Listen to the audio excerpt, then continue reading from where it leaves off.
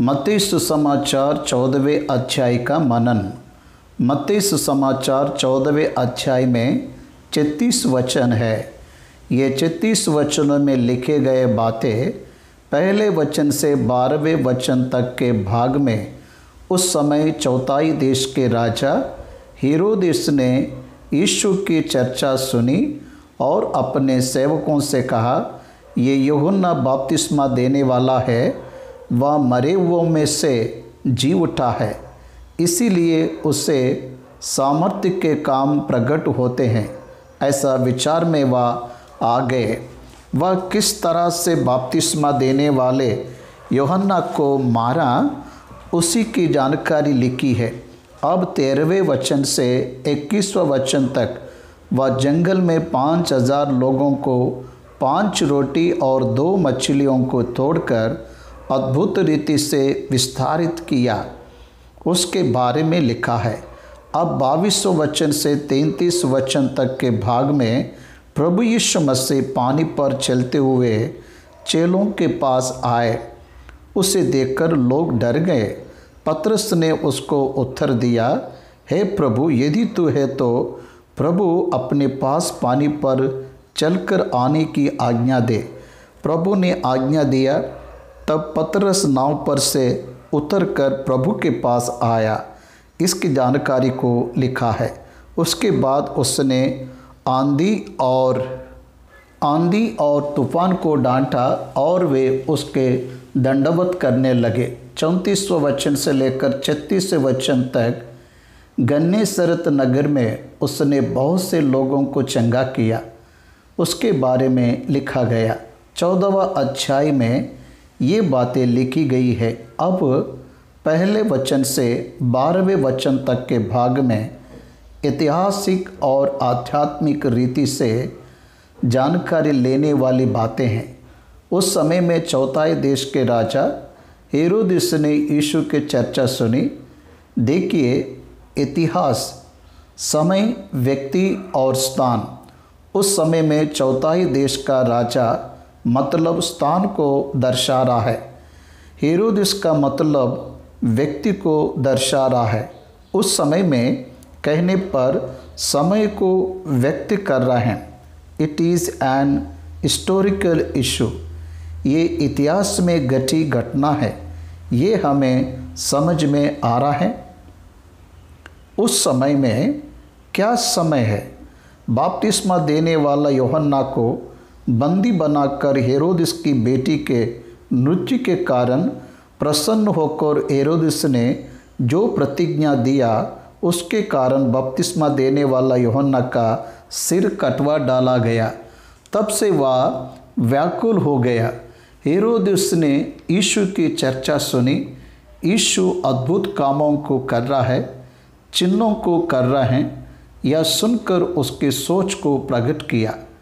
ये एक गलत सोच है।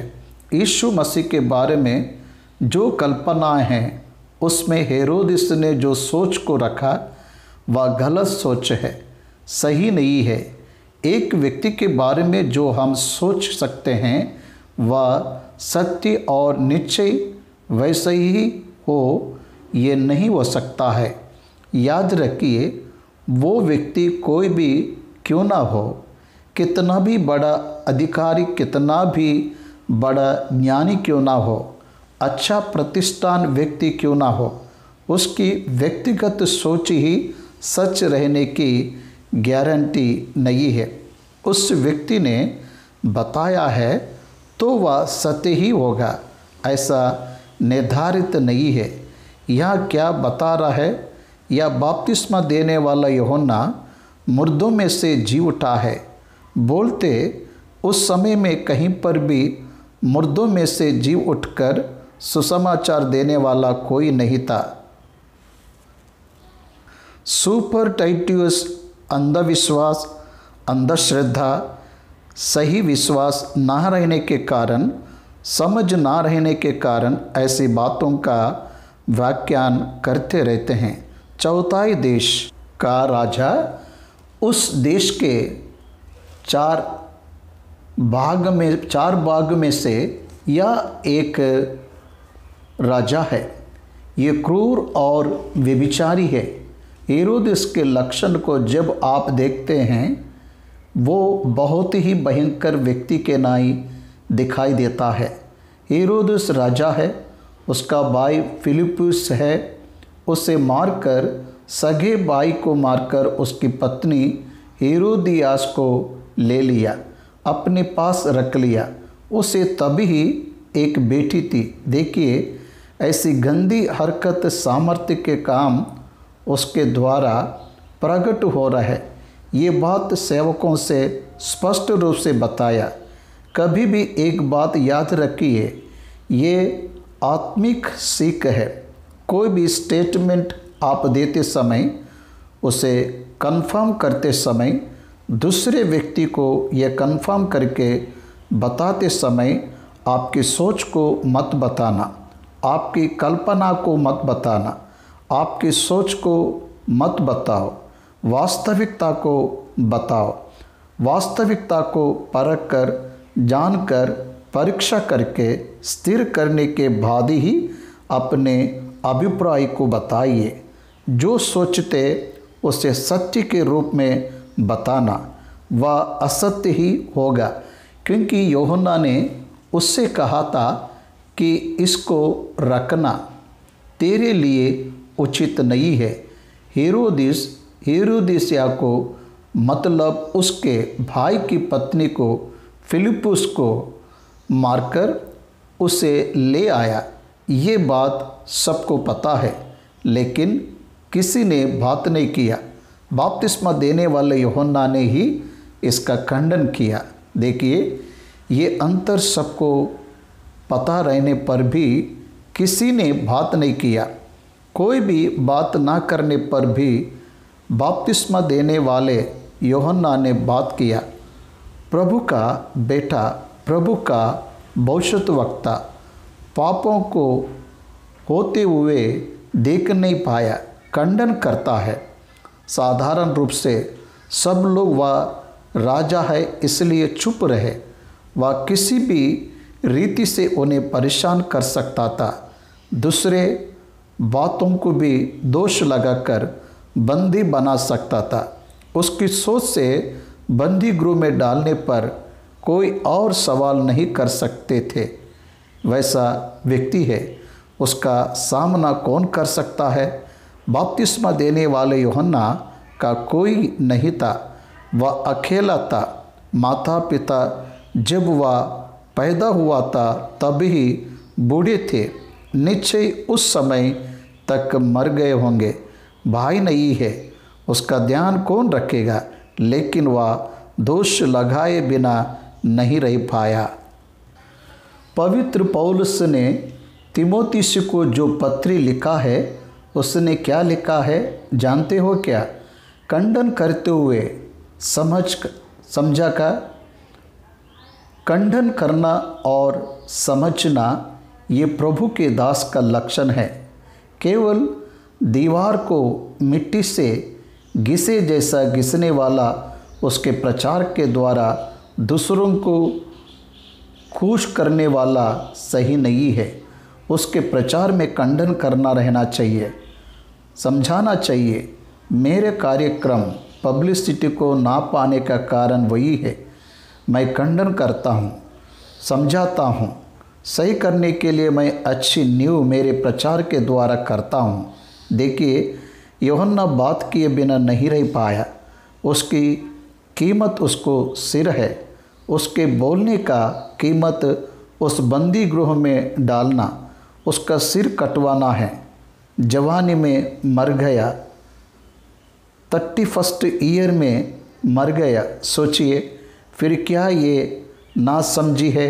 नहीं, मैं तो कहूँगा ये आत्मा में रहने वाला रोष है। वो कितना भी बड़ा व्यक्ति क्यों ना हो, खंडन किया, उसके मन के दुख को प्रकट किया। यूहन्ना ने कहा, तुझे अपने भाई की पत्नी हेरोदियास को रखना उचित नहीं है।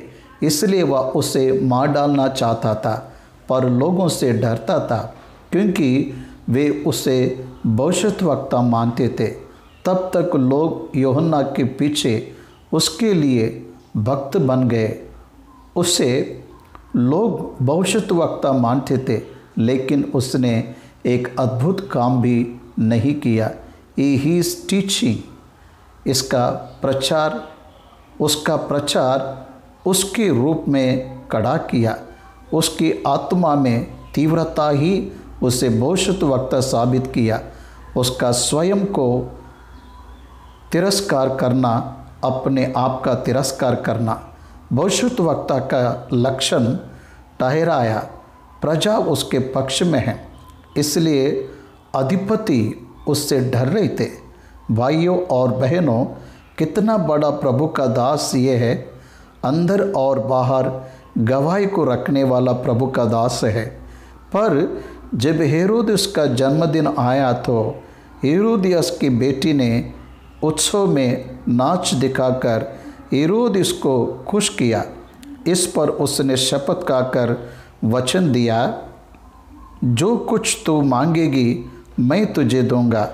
वह अपनी माता के उस्काने से बोली, यूहन्ना बपतिस्मा देने वाले का सिर ताल में यही मुझे मंगवा दे। आप सोचिए हेरोदियास कितनी क्रूर होगी। पति को मारते समय हेरोदियस की उसने सहायता की होगी। व्यभिचार के कारण से नरहत्या की होगी। नाजायज रिश्ते के कारण होने वाली हत्या के बारे में हम रोज़ पेपर्स और टेलीविज़न में देखते हैं। ये आज भी कहानी नहीं है। 2000 साल पहले हेरोदियस के साथ नाजायज संबंध रखने के द्वारा पति को खोदी मारा गया। वो दूसरे के वश में हुई। स्वयं के पति को मरने वाले व्यक्ति के साथ मिल गई।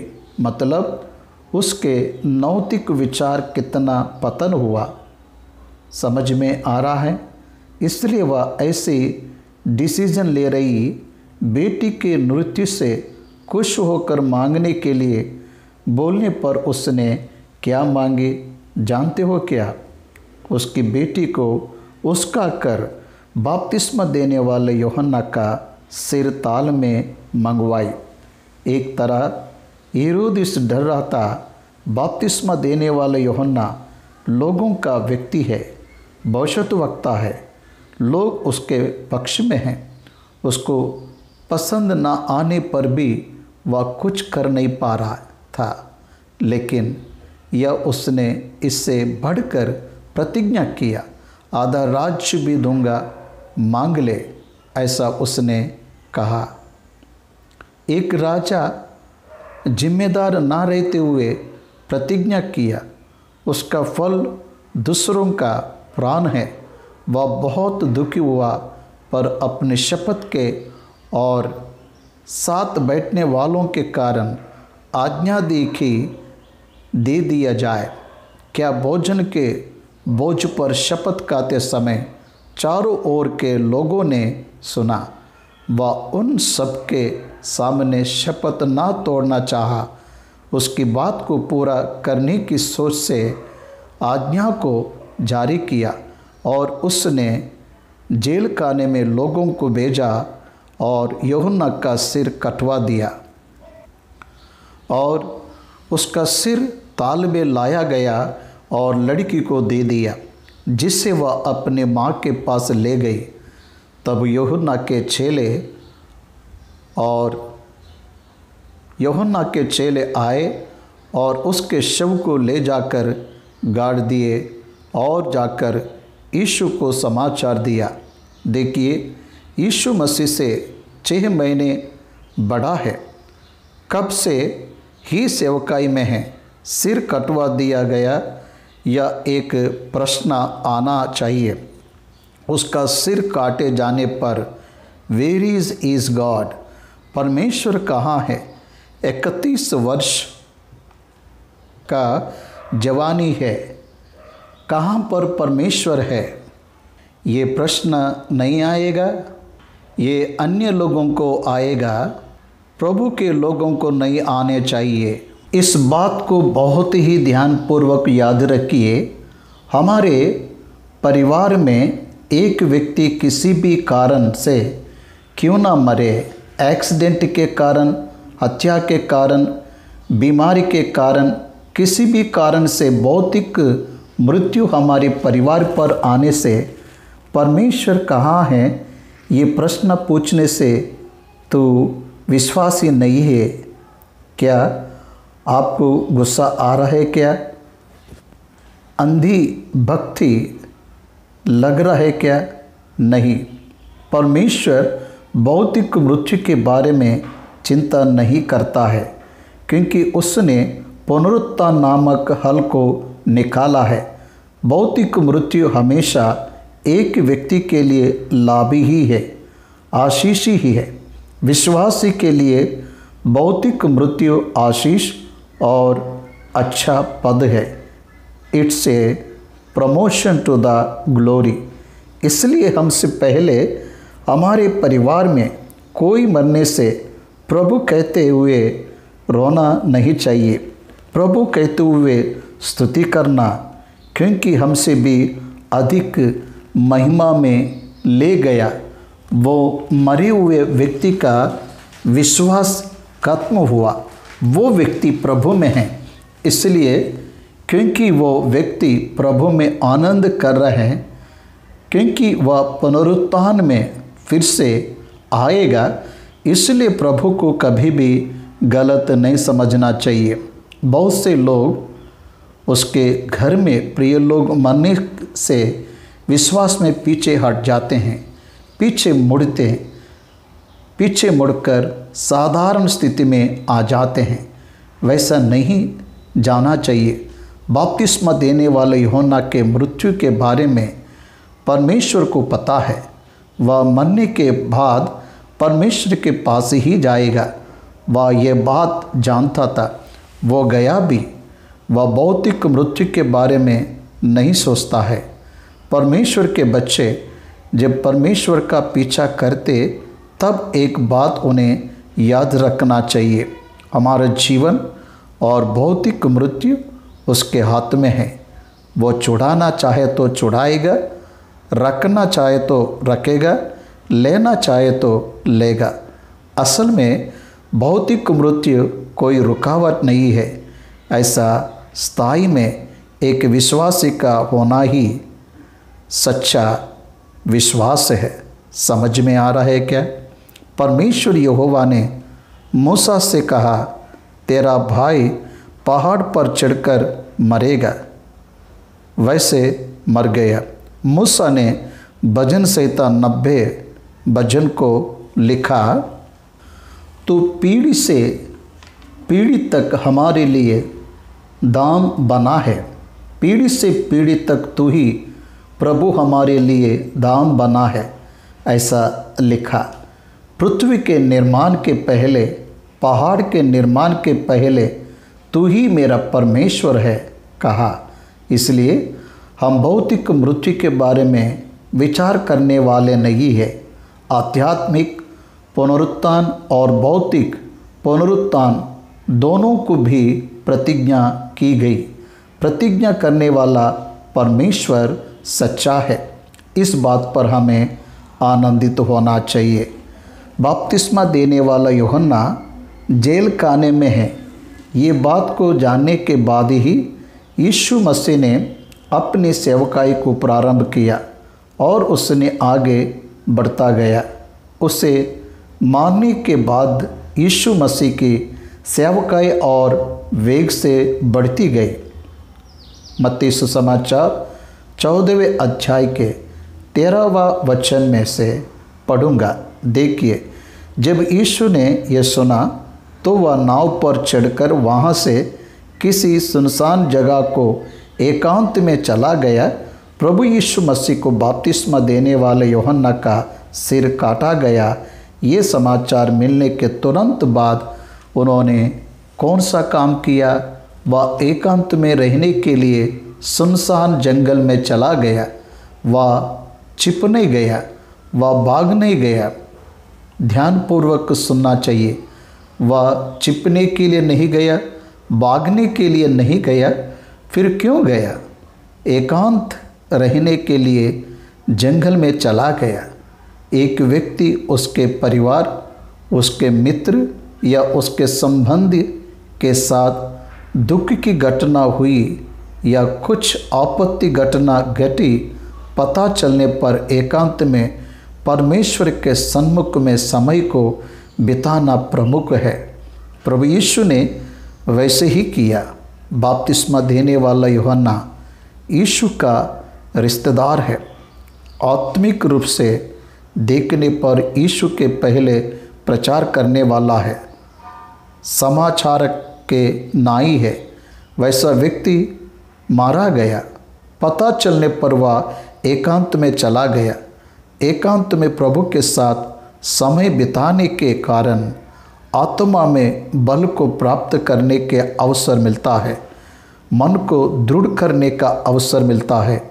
प्रभु यीशु मसीह को ढूंढने वाले लोग यह सुनकर जंगल में चले गए।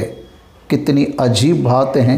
जंगल में रहने वाले वाहनों के द्वारा नगर में आने वाला इतिहास है। यूहन्ना और यीशु के विषय में यह हुआ कि वह जंगल में रहने पर भी लोग उन दोनों को ना छोड़ते हुए उनका पीछा कर रहे हैं। देखिए, जंगल में सुनाई देने वाली आवाज़ बपतिस्मा देने वाला यूहन्ना का है।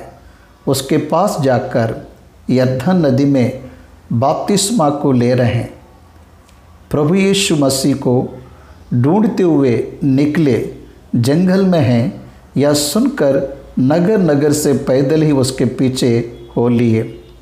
No possibility for using vehicle, पैदल ही चलने लगे। उसने निकलकर एक बड़ी भीड़ देखी। जंगल में उसे ढूंढते हुए एक भीड़ ही आ गई। उस भीड़ में कितने लोग थे जानते हो क्या? 5000 लोग। उन दिनों में कितनी व्याकुलता आई होगी, आप एक बार सोचिए। नगर खाली हो रहे हैं, जंगल में जा रहे थे। उस देश में यीशु का प्रभाव उतना था, इसलिए अधिकारी व्याकुल हुए और शास्त्री लोग व्याकुल हुए। कैसा प्रभाव यीशु मसीह का था। जब सांझ हुई तो उसके चेलों ने उसके पास आकर कहा, वे लोग बात कर रहे हैं। क्या बात कर रहे हैं? यह सुनसान जगह है और देरी ही रही है। प्रभु यीशु ने बहुत से लोगों को इकट्ठा किया, बहुत से लोगों को चंगा किया। लोग उसे छोड़कर जाना नहीं चाहते थे। लोग आए हुए रोगियों को चंगा होते हुए देखकर उसे छोड़कर जाना नहीं चाहते थे। तब वे विनती कर रहे हैं, यह सुनसान जगह है और देर हो रही है। लोगों को विदा किया जाए कि वे बस्तियों में जाकर अपने लिए भोजन मोल ले। प्रैक्टिकली बात कर रहे हैं। बहुत से संदर्भ में हम प्रैक्टिकलिटी को ज़्यादा महत्व देते हैं। बात करते समय अर्थपूर्ण होना चाहिए। बात करते समय वो होने वाले बातों को समीप में रहना चाहिए। इसका हम प्रयास करते हैं। उसी तरह शिष्य भी भौतिक रूप से सोच रहे। उन्हें भोजन वस्तुएं चाहिए। उनके पास धन है, उन्हें बस्ती जाना होगा, भोजन लेना पड़ेगा।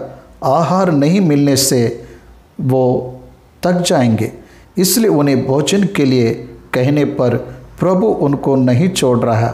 वे प्रभु को नहीं छोड़ रहे हैं। समय बीता जा रहा है। शिष्य व्याकुल होने लगे।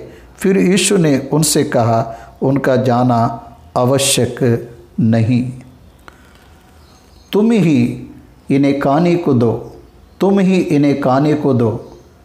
कहने पर हमारे पास क्या है? हमारे पास कुछ भी नहीं है। उन्होंने उससे कहा, यह हमारे पास 5 रोटी और 2 मछलियों को छोड़ और कुछ नहीं है। 5 रोटी और 2 मछलियाँ, ये एक व्यक्ति का कैरेज है। उससे ज़्यादा कुछ भी नहीं है। वैसे 5 रोटी और 2 मछलियों को कितने लोगों को खिला सकते हैं? प्रभु ने कहा, तुम इन सबको खाने को दो। प्रभु का उद्देश्य उनको समझ नहीं आ रहा था। हम भी वैसे ही है, परमेश्वर के उद्देश्य को ना जानते हुए विचार करने लगते हैं। उन्होंने उसे उसके पास लाया। यीशु ने उनसे कहा, उनको यहाँ मेरे पास लाओ। चेलों ने हाथ में जाकर दिया। तब उसने लोगों को घास पर बैठने को कहा। 50-50 पंक्ति में लोग बैठे गए। उन 5 रोटियों और 2 मछलियों को लिया और स्वर्ग की ओर देखकर धन्यवाद किया और रोटियां तोड़ तोड़ कर चेलों को दी और चेलों ने लोगों को यीशु के हाथ में रखे गए रोटियां विस्तारित होना प्रारंभ हुआ। उससे ये लोग बांटने लगे। बांटते जा रहे हैं तो विस्तारित होता जा रहा है, विस्तारित होते जा रहा है, तो वे बांटते जा रहे हैं। वैसे बांटते बांटते 5,000 पुरुष, 5,000 स्त्री, 1,000 बच्चे, एक परिवार का अंदाज़ा ऐसे ही रहेगा है। लगभग 20,000 लोगों ने उस भोजन को किए। जब सब खाकर तृप्त हो गए, चेलों ने बचे हुए टुकड़ों से भरी हुई 12 टोकरियां उठाई। सब खाने के बाद 12 टोकरियां रह गए। 12 लोग हैं, 12 टोकरियां हैं और खाने वाले स्त्रियों और बालकों को छोड़कर 5,000 पुरुष थे। कहा, इसलिए मैंने 20,000 लोग कहा हूँ। पुरुष को एक स्त्री रहती और उसको बच्चे भी रहते। सब मिलकर 20,000 से अधिक लोगों ने ही खाए। उतने सारे लोगों को खाने के लिए प्रभु अद्भुत रीति से उन 5 रोटी और 2 मछलियों को विस्तारित किया। कैसे किया? देखने पर वह सृष्टि करता है। He can creator anything. वह किसी की भी सृष्टि कर सकता है, कैसे भी एक्सपेंड कर सकता है, पदार्थ को बढ़ा सकता है और कम भी कर सकता है।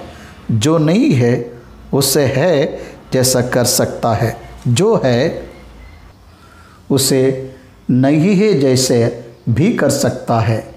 वो सर्वाधिकारी है, वो सृष्टि करता है। ये बात वे लोग समझे, इसलिए उनके बीच में उसने ये कार्य को किया। इसलिए आहार का विस्तारित होना ये परमेश्वर का अद्भुत कार्य है। ध्यान दीजिए, जंगल में 40 वर्ष 20 लाख लोग इस्राएली, इन्हें 40 वर्ष मन्ना से तृप्त किया। उन्होंने जो नहीं सोचा वैसा आहार उन्हें मिला। उन्होंने जो कभी नहीं देखा वैसे आहार उन्हें मिला। उन्हें 40 वर्ष चंगे और आनंद से रहने का अवसर मिल गया। ये कहाँ से मिला? What is this? इन्हें समझ नहीं आया, इसलिए मन्नो व्हाट इज़ दिस करके देखे। 40 वर्ष उनका पालन पोषण, जिस आहार को वे जानते नहीं उसे किया गया। हमें ये जानना है, हमारा परमेश्वर हमारी पालन पोषण करने वाला है। हमारी भूख उसे पता है, हमारी कमजोरी उसे पता है। हमारी पोषण करने के लिए समृद्धि को रखने वाला परमेश्वर है, इसलिए उसके द्वारा कार्य हुआ। रोटी के कारण नहीं, मछली के कारण नहीं। आज के दिनों में वो रोटी रहने से जिस आटे से बना उसको एडवर्टाइजमेंट मिलेगा, वो मछली का एडवर्टाइजमेंट आज देंगे। इनके कारण उनका पोषण नहीं हुआ, उसके कारण इन लोगों को पोषण हुआ। उसके धन्यवाद देकर आज्ञा देने के कारण 5,000 लोगों को वो आहार देने के बाद भी 12 टोकरियाँ बचे रहे। उसे प्रभु ने वेस्ट नहीं किया, फेंक नहीं दिया, उसे इकट्ठा किया। वह उपयोग में आने के लिए, मतलब जिसे ज़रूरत है उन्हें देने के लिए काम आएगा। इसका अलावा उन्हें फेंकना ये प्रभु की गिनती में नहीं है। Do not waste food material. वे उस भोजन को टोकरी में डाला, लेकिन अनुपयोगी समझकर फेंक नहीं दिया। इसलिए आपके घर की आहार सामग्री को आप कभी भी मत फेंको, ज़रूरतमंद लोगों को दो, उसे डस्टबिन में मत फेंको। प्रॉपरली यूज़ करके बचे हुए भोजन वस्तु को दूसरों को देना सीख लीजिए। अब 22वें वचन से जब हम देखते हैं तो उसने महान अद्भुत कार्य को किया। 22वें वचन से लेकर 31वें वचन तक का भाग एक संदर्भ को स्मरण कराता है। उस संदर्भ के बारे में मत्ती सुसमाचारक या लिख रहा है। वो संदर्भ क्या है? प्रभु ने तुरंत वे लोगों को विदा किया।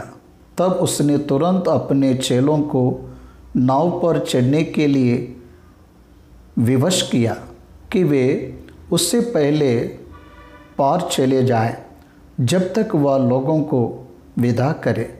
प्रभु यीशु पिता के टाइम टेबल के अनुसार चलता है। ये बाइबल में साबित की गई सच्चाई है। इसलिए शिष्यों को परमेश्वर का टाइम टेबल नहीं पता है। प्रभु यीशु के लाइफ में कौन कौन से संदर्भ किस किस समय पर होना चाहिए, उसे कोऑर्डिनेट करते हुए परमेश्वर और वो साथ में मिलकर उसे चला रहा है।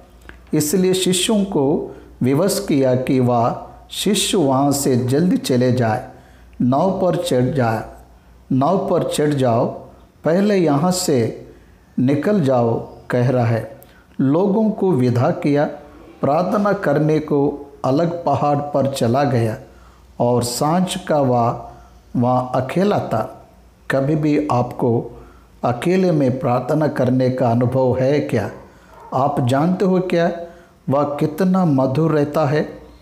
अकेले में प्रभु से प्रार्थना करते हुए आत्मा परमेश्वर से वार्तालाप करने से आत्मा में कितना आनंद रहता है, उसे आपने कभी अनुभव किया है? प्रभु ने लोगों को उसके पास से विदा किया। कोई भी लोगों को इकट्ठा करता है, लेकिन यहाँ इकट्ठा हुए लोगों को विदा कर रहे हैं। ये डिफरेंट काइंड ऑफ प्रीचर। लोगों का इकट्ठा होना उसके लिए नई बात नहीं है। लोगों को विदा कर रहा है, शिष्यों को जाने के लिए कह रहा है, क्योंकि वह एकांत में रहकर परमेश्वर से प्रार्थना करना चाहता है। समझ में आ रहा है क्या? वो पहाड़ पर चला गया और सांझ को वह वहाँ अकेला था। उसने वहाँ प्रार्थना किया। सांझ को वह प्रार्थना कर रहा है। वह जंगल में गया। वह अद्भुत कार्यों को करने के बाद पहाड़ पर चढ़ गया और अकेले में प्रार्थना किया। एकांत की प्रार्थना हमारे जीवन के लिए बहुत ही आवश्यक है। उस समय नाव झील के बीच लहरों से डगमगा रही थी, क्योंकि हवा सामने की थी। सुबह होने के आ रहा है। यीशु रात के चौथे पहर झील पर चलते हुए उनके पास आया। वह नाव में है, नाव झील पर है। झील के बीच में लहरों से डगमगा रही थी। शिष्य घबरा गए। इस समय में वह झील पर चलते हुए उनके पास आया। इन भौतिक शरीर वाला व्यक्ति पानी पर चलना यह संभव नहीं है। वैसे समझ में प्रभु यीशु मसीह अपनी महिमा को उन पर प्रकट कर रहा है। वह मनुष्य होकर भी झील के ऊपर चल रहा है। वह पानी के ऊपर चलते हुए उनके पास आ गया। वह रोड नहीं है, पानी है। पानी के ऊपर चला, समुद्र के ऊपर चला। चेले उसको झील पर चलते हुए देखकर घबरा गए और कहने लगे, ये भूत है। जब तेरे अंदर डर रहता है तो तेरे सोचने की क्षमता कम हो जाती, तेरे आंखों की दृष्टि निर्णयदायक नहीं रहती है। वे डर गए और यीशु को देखकर भूत समझे और चिल्लाए, क्योंकि पानी के ऊपर चलना मानव के लिए असंभव है। इसलिए भूत होगा, इस भावना में वे चले गए। हमें कभी भी भक्ति में खुद की भावनाओं को प्राथमिकता नहीं देना चाहिए। वास्तविकता को हमें प्राथमिकता देना चाहिए, लेकिन हमारे भावनाओं को प्राथमिकता नहीं देना चाहिए। हमारा मन अलग अलग तरह के परिस्थितियों के कारण हमें धोखा देता है। डर के कारण वह उसे गलत समझे, डर के मारे चिल्लाने लगे। उनके चिल्लाने का कोई मतलब नहीं है, उनके बातों का भी कोई मतलब नहीं है। तब यीशु ने तुरंत उनसे बात की और कहा, ढाढ़स बांधो, मैं हूँ, डरो मत। 12वीं बार यीशु मसीह ने मैं हूँ इस शब्द का प्रयोग किया। मैं हूँ, यह शब्द यहोवा परमेश्वर अकेला ही कहता है। निर्गमन 3 अध्याय 14 वचन में परमेश्वर ने मूसा से कहा, मैं जो हूँ सो हूँ। प्रभु यीशु मसीह ने भी उसके लिए मैं हूँ यह शब्द का प्रयोग किया है। मैं हूँ वो है, डरो मत, परमेश्वर हूँ, ऐसा वह बता रहा है। पतरस ने उसको उत्तर दिया, हे प्रभु, यदि तू ही है तो मुझे अपने पास पानी पर चलकर आने की आज्ञा दे। उसने कहा, आ।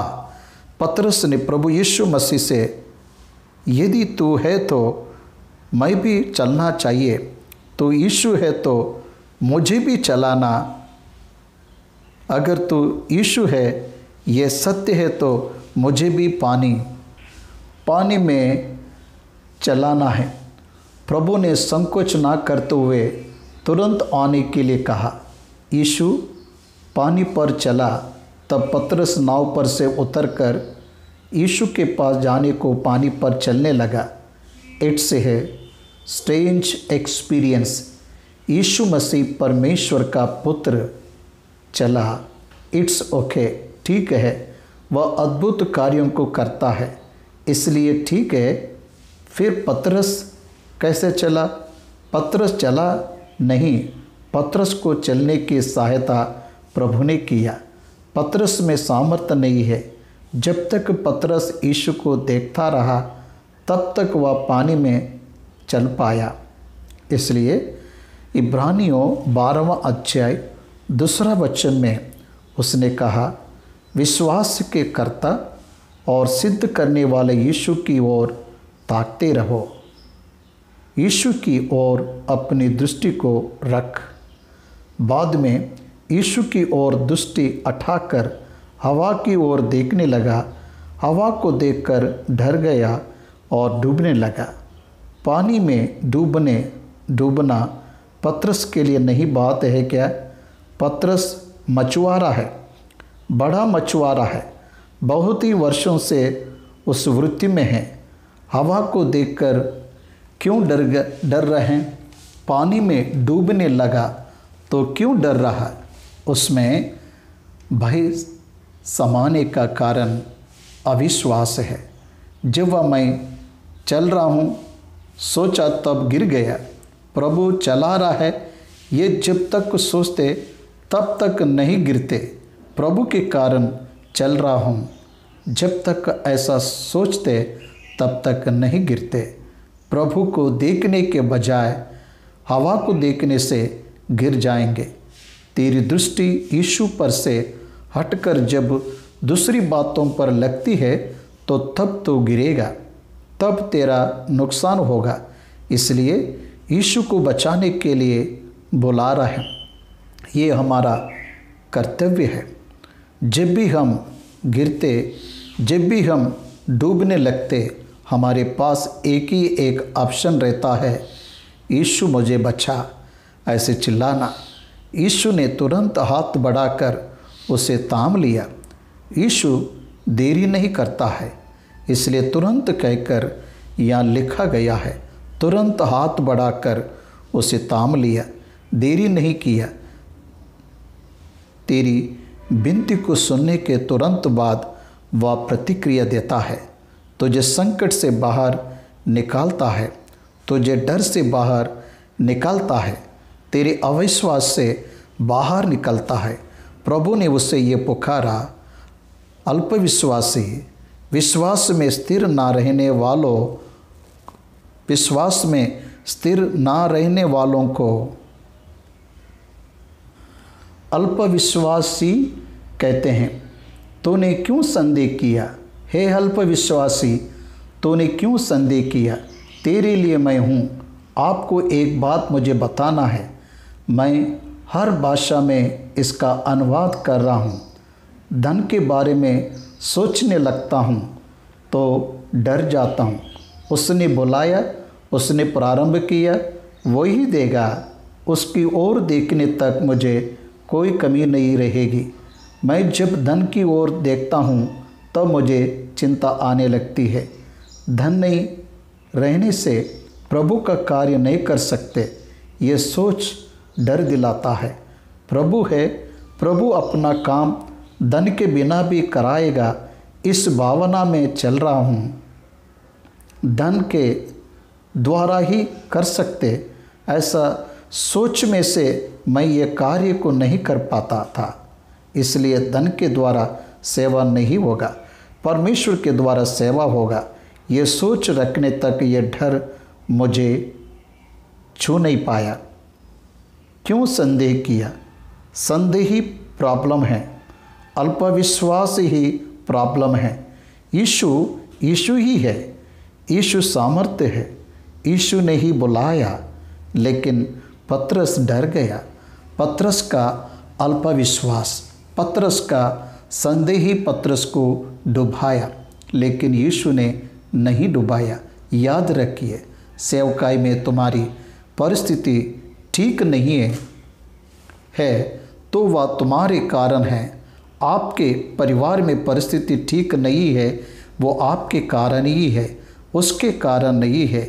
उसके विश्वास योग्यता का उससे संबंध नहीं है। तेरे विश्वास के कारण तो समस्याओं में पड़ रहा है, इसे तुझे अंगीकार करना चाहिए। इस पर उन्होंने जो नाव पर थे उसे दंडवत करके कहा, सचमुच तू परमेश्वर का पुत्र है। दंडवत किए मतलब आराधना किए, परमेश्वर का पुत्र है। ये कहने के जगह पर उन्होंने अंगीकार किया कि वह परमेश्वर है। ये किससे भी नहीं होगा। समुद्र को डांटना किससे भी नहीं होता, हवा को डांटना किससे भी नहीं होगा, भोजन वस्तुओं को ले आना किसी से नहीं होगा। You are the creator, you are the God, you are the word of God, you are the source of the world. तू परमेश्वर का वचन है, जगत का आधार तू ही है। ऐसा कहते हुए वे उसका दंडवत करने लगे।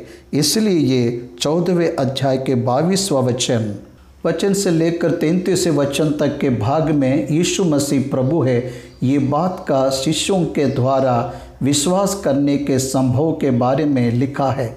मत्ती सुसमाचार 14वां अध्याय 34वें वचन से 36वें वचन तक अध्याय के अंत तक पढ़ेंगे। वे पार उतरकर गन्नेसरत में पहुँचे। वहाँ के लोगों ने उसे पहचान लिया और आसपास के सारे देश में समाचार भेजा और सब बीमारों को उसके पास लाए और उससे विनती करने लगे कि वह उन्हें अपने वस्त्र के आंचल ही को छूने दे और जितनों ने उसे छुआ वे चंगे हो गए। प्रभु यीशु मसीह के वस्त्र को छूकर चंगी हुई 12 वर्ष से लहू बहने वाली स्त्री की गवाही ने इन्हें मोटिवेट किया। इसलिए मसीह को गवाही देना चाहिए to strength the believe of others. दूसरों के विश्वास को बढ़ाने के लिए प्रभु तेरे लिए की गई कार्य को तुझे बताना है।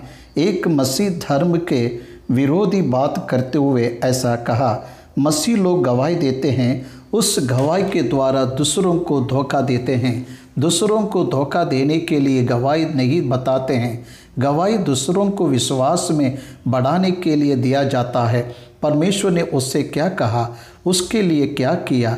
गवाही देने के द्वारा दूसरे लोग आशीष को पाते हैं, इसलिए गवाही देना चाहिए। यीशु मसीह ने स्वयं अपने मुंह से कहा, तू गवाह बनकर गवाही देना। ये परमेश्वर ने अपने बच्चों को दी गई आज्ञा है।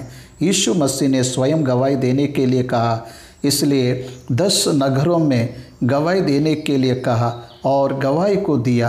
पहले में दुष्ट हानिकारन दुरात्मा से पीड़ित था, अभी छुड़ाया गया, चंगा हुआ, यीशु ही मेरा उद्धार करता है, ये बताने को कहा। इसलिए यहाँ पर गन्नेसरत नगर में लोगों ने उसे पहचान लिया। आज हम यीशु को पहचान रहे क्या? वचन को पढ़ते समय उसके बारे में हमें समझ में आ रहा है क्या? वह सब नगर में जाकर रोगियों को उसके पास लाए और विनती करने लगे कि वह उन्हें अपने वस्त्र को आंचल को ही छूने दे। वस्त्र के आंचल को चुना, ये क्या है? डायरेक्टली उसने उसे सामने रहकर उससे बात करते हुए भी वस्त्र के आंचल ने क्यों इतना इन्फ्लुएंस किया? 12 वर्ष से लहू बहने वाली स्त्री विश्वास के साथ वस्त्र के आंचल को छुई। इसलिए वस्त्र के आंचल में चंगाई नहीं है, वस्त्र के आंचल में चंगाई है। ये सोचकर छूने से कोई उपयोग नहीं है। बहुत से लोग सोचते यीशु ने मिट्टी में थूका और उसे अंधे के आंख में लगाया, इसलिए थूक में चंगाई है, वस्त्र के आंचल में चंगाई है। लेकिन यीशु के ऊपर विश्वास में ही चंगाई है। दिखने वाला वस्त्र नहीं, तेरे अंदर रहने वाला विश्वास ही तुझे चंगा करेगा। विश्वास करने वाले सभी चंगे हुए। अब हमने 14वें अध्याय को समाप्त किए हैं।